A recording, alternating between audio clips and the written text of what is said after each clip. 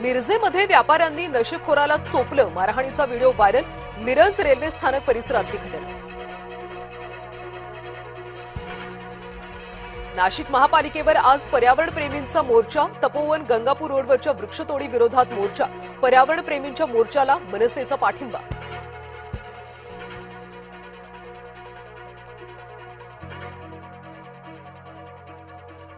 नाही, कारण स्थानिक स्वराज्य संस्थेत आम्हीही देतोय.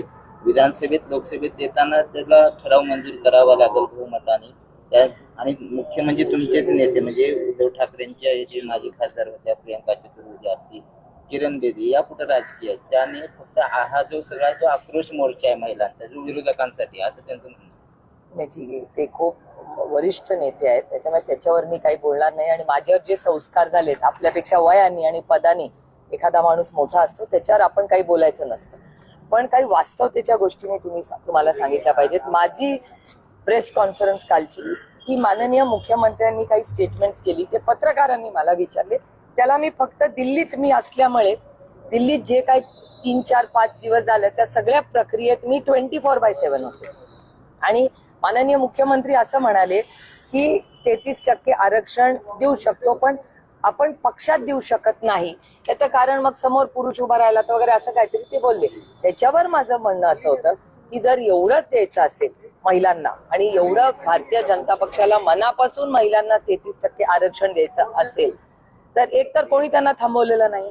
आम्ही भारतीय जनता पक्षाबरोबर मतदान एकत्र एका मताने 23 सप्टेंबर 2023, आय रिपीट, 21 सप्टेंबर 2023 ला लोकसभेमध्ये एका मताने महिला आरक्षणाचं बिल पास झालेलं आहे.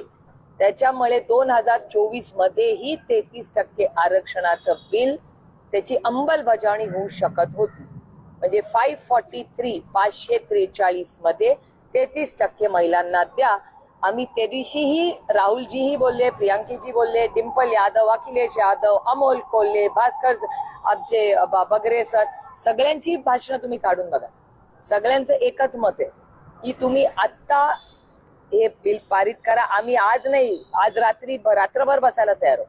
तुम्ही अंमलबजावणी करा. तर का भारतीय जनता पक्ष करत नाहीये? आणि बिल 23 मध्ये पास झालंय.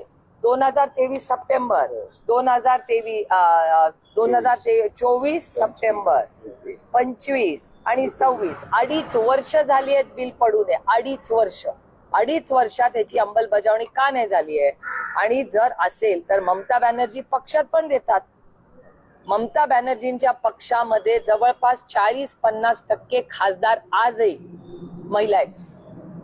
एक मुद्दा असा, तुम्ही काल फडणवीसांना रिस्पॉन्स दिला की तयार आहे, मग त्यांच्याकडनं काही रिस्पॉन्स आला का नाही? मला काय माहिती नाही बाई, ते तुम्हालाच माहिती असेल. पण माननीय मुख्यमंत्री या राज्याचे कुठेही कधीही जर आम्हाला चर्चेला बोलवलं तर अतिशय विनम्रपणे माननीय मुख्यमंत्री बोलतील, तिथे आमची बाजू मांडायला आम्ही जाऊ. माननीय मुख्यमंत्र्यांनी त्यांच्या सोयीने वेळ द्यावा, कारण आम्ही सगळेच दिल्लीमध्ये होतो. दिल्लीमध्ये काय घटना झाल्या, काय चर्चा झाल्या, काय घटना आधी झाल्या, क्रोनॉलॉजी पुरी आली पाहिजे की भारतीय जनता पक्षाने आम्हाला बोलून आधी काय सांगितलं, नंतर काय झालं, याच्यात किती तफावत आहे, किती अंतर आहे, सगळ्या गोष्टी घडलेल्या आहेत. आणि तुम्ही दोघे एकत्र येत आहेत, मग जागा वेळ ठेवून टाका. कुठे बारामती सीएम साहेब पण आहेत ना.